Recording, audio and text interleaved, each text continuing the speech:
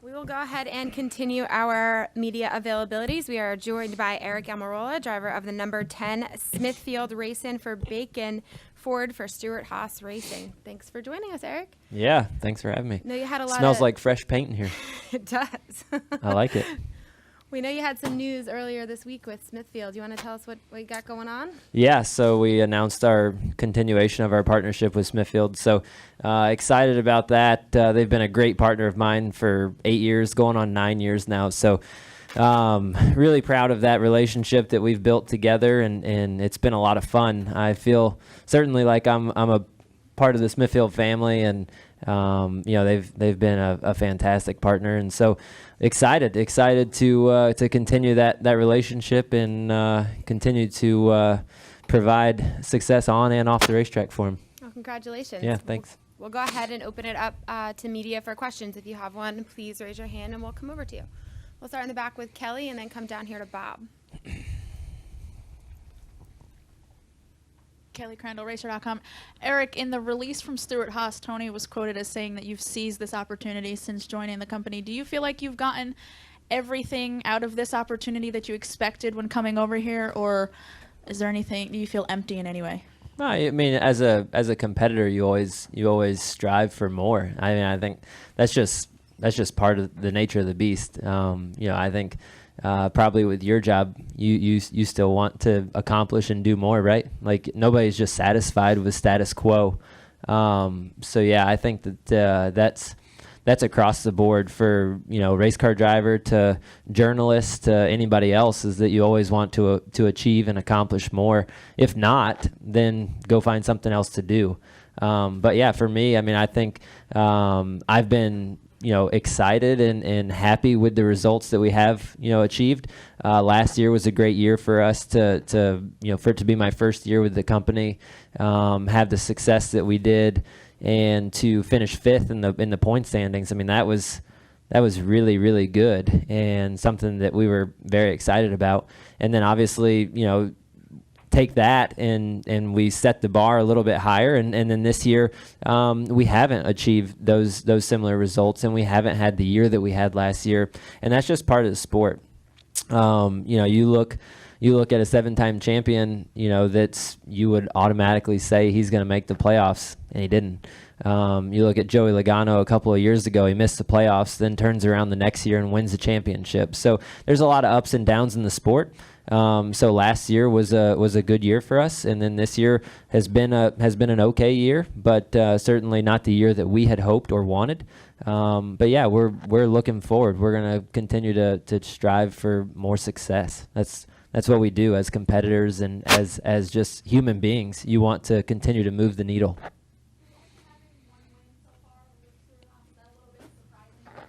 I think it comes with time. I think it's just part of it. It's hard. If it was easy, everybody would do it.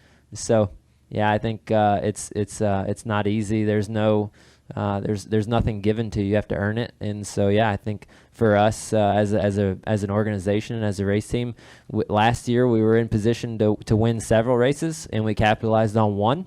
And this year we quite honestly just haven't been in position to win as many races. We'll come down here to Bob, and then in the back to Zach, and then to Matt. Bob Hockers, Fox Sports. Before Smithfield re-upped, were you concerned about keeping your ride? And now that they are re-upped, I mean, does it add any more stability to you? Yeah, I think it's certain. I mean, having a sponsor in this day and age is pretty critical. And so, yeah, I think it's extremely important to have the support and the backing. But I felt confident about my relationship with Tony and Gene and Brett and everybody at Stewart-Haas Racing. I never really felt concerned. I felt like they wanted me to be there. I wanted to be there, and so it was just a matter of dotting all the I's and crossing all the T's, and so we were able to get that done, which was nice. But yeah, I think for me personally, I have really enjoyed my time at Stewart-Haas Racing. They've been great to me, and I've enjoyed getting in fast race cars and running up front and competing and making the playoffs 2 years in a row, and being one of those teams that's consistent in a playoff contending team at week in and week out. Yeah. We'll go to Zach. Zach Albert, NASCAR.com. Eric, last year here in the fall, you and SHR really dominated and showed kind of how the effects of teamwork can go at a place like this. Come back here in the spring, and Chevrolet had kind of turned the tables on you guys. Is there a game plan from Ford SHR coming into this race, and is there any reason to expect that, team alliances and allegiances won't be a key factor when we come Sunday? Yeah, I think when the race comes, I think you'll see it before the race. You'll see it in practice. It's just the way that this type of racing has gone. There's strength in numbers in the draft. You watch practice and you watch one car go out there by itself. It's going to go a lot slower than two cars together, and two cars is going to go slower than four cars, and four cars is going to go slower than eight cars. It's just the way the draft works. So there's strength in numbers, and so getting everybody aligned and organized and willing and wanting to work together is the challenge. And I think Ford in the past has done a great job at that, and I can't remember the exact number. You guys probably have all the stats and the data, but Ford for the last little while has dominated restrictor plate racing, and we've done that through collaboration and fast race cars. And so we finally gave one up or a couple up, but I still think that Ford is we have extremely fast super speedway cars, and if we do everything right and put ourselves in position and work together, that we can take a blue oval to victory lane. Or anticipate doing that? I anticipate we will. We typically do. We'll come down here to Matt and then over to Lee. Matt Weaver, Auto Week. I know it's early days yet in the development of the 2021 Cup car, and you guys didn't test it, but what did you see from the pictures and the things that you've heard, and what do you want that car to drive like here in a couple of years? I knew that they were doing the test, but I haven't heard any of the feedback, and I haven't seen any of the pictures, so I honestly can't comment on it. I haven't paid attention to any of that. I've just been focused on what we have going on and trying to close out the year strong. Surprisingly, I don't spend a lot of time reading the news, so sorry guys. But is there anything you want that car to feature?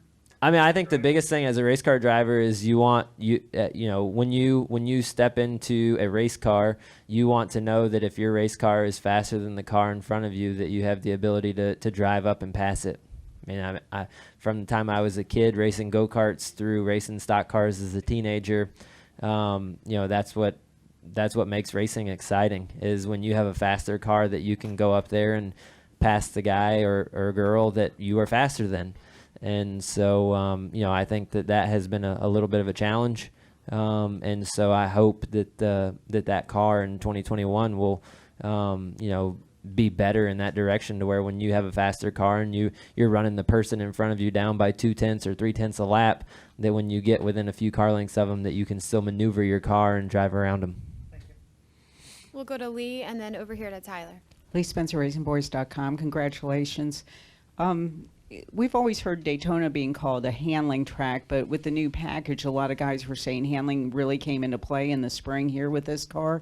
Can you kind of, describe the sensation or the feeling and how much it changed over the Talladega you all had known in the past? Thank you. Yeah. It is, it is important to have a good handling car at the restrictor plate races, but you've got to have a fast car first. You can have a good handling car and it be slow, and you just can't make the moves and be as aggressive. But at the same time, on the flip side of that, you can have a really fast car that's really trimmed out that doesn't drive very well. And when you have your hands full with the handling, you can't put yourself in as vulnerable as positions, because your car just moves around a lot more and takes up more racetrack. So there's certainly a fine line and a balance between having your car trimmed out for speed and making sure that you get the car driving good, because in order to be successful at these racetracks, you have to be aggressive, you have to make bold moves, you have to put your car in positions that are uncomfortable, and if you're going to put yourself in an uncomfortable spot, you want your car to be driving good. But did you notice that handling came into play more here than it had in the past with this package? I honestly don't remember. I don't think so. I didn't think so. I thought that it drove pretty easy. To be honest, I thought that handling wasn't much of an issue at Talladega, which is typical for what we see. Daytona, certainly handling is a little bit more of a factor at Daytona, and then the night races, usually when it cools down, it's not as big of a deal, but it just depends. It's very dependent on the tire that Goodyear brings. If it starts laying a lot of rubber down and you struggle to run on top of the rubber, cars start moving around. And then just how hot it is. If it's 60 degrees, it's a big difference from if it's 85 degrees. That plays a key factor as well. All right, we'll come over here to the left and then down to Dustin. Tyler Burnett, MRN. Looking ahead to next week at Kansas, we've been going some tracks for the second time now with this package. What has been changing? What have you felt differently inside the race car when you go to these tracks? Well, I think as you see, we start going back to these racetracks. I personally feel like the field and the gap continues to narrow. The teams get smarter going back to these racetracks for a second time, and you start to see the competition continue to get closer and closer because everybody starts to hone in on what they need to be successful at that track. When we went there the first time with a brand new rules package, there was a lot of guessing going on. And now teams are starting to develop a notebook and some ideas on what they need to do at that specific racetrack to be successful. So I just feel like the competition continues to get closer and closer as we go back to these racetracks a second time. We'll come down here to Dustin. Dustin Long, NBC Sports. A couple questions. Just want to confirm, you said your deal was extended, so it matches Smithfield just through 2020, correct? Yeah, so I've talked to Brett and Tony and all them, and they just asked me not to talk about the terms of our contract. They said we typically don't do that. So, also, even with the manufacturers working together at these types of tracks, we've seen wrecks at the front of the field where groups should be, in theory, controlling things. Why is it that we're seeing maybe some additional wrecks? There was one here certainly in May. I think there was one or two in Daytona in July. And is that, I mean, I know there's value being at the front, but how much more is it a bigger danger zone now than being in the middle of the pack? Yeah, I think it comes from just the runs coming faster than they used to come. We're used to being able to block the runs because the runs didn't come as fast. They were slower, and so you could anticipate the run and move to block it. Now the runs come a lot faster, and so if you are not very, very quick with your move, you end up slightly behind, and then you get hooked in the bumper. And the flip side of that is that track position is so important, and trying to stay up front and keep your track position and put yourself in position to win the race. You know that you need to be in the top 4 to 6 when it gets down to the end of the race. So you try and do everything you can to stay up front, and by doing that, you have to take risk. You have to try and defend your track position, and by defending your track position, sometimes you throw a late block and you cause a big wreck, and I think we've seen that. We're going to come right here in the middle, and then we'll wrap up with Holly. You've had a lot of success here at Talladega. What does that mean for your preparation this week? I think it means that Smithfield might give away 1 million slices of bacon this week. I don't know. Last year that was a lot of fun. We have run really well at Daytona and Talladega, and so last year was a lot of fun. We won and gave somebody, I think his name was Joe, and his family in Oklahoma free bacon for the rest of their life. So Smithfield's come back this year and up the ante, and they're going to give 1 million slices of bacon away to 10 lucky winners at racingforbacongiveaway.com. So if you want your chance to win some free bacon, you can go to racingforbacongiveaway.com between now and the checker flag on Sunday. But that was a sponsor plug, by the way. But yeah, I think Talladega's just been a good place for us. And for me in particular, even when I drove the 43 car, Daytona and Talladega have been good to me. So I don't know what it is. I don't know why. I can't put my finger on it, but something about it. I enjoy it. I know a lot of drivers come to these races and dread it.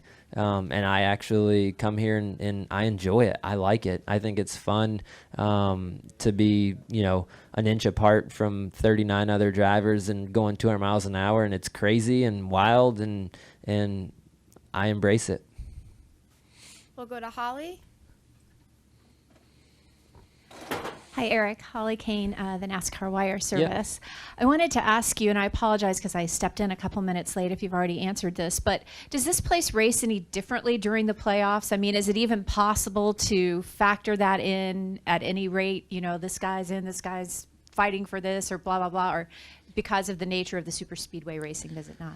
Yeah, that's a great question, and I don't know. I think it changes the dynamic for maybe a couple of drivers. I think a couple of drivers that feel like they have a decent points cushion, they're probably more likely to be conservative and maybe ride around at the back and try not to get in a wreck and try not to put themselves in position to have a 30th place finish or a 38th place finish by getting involved in a wreck.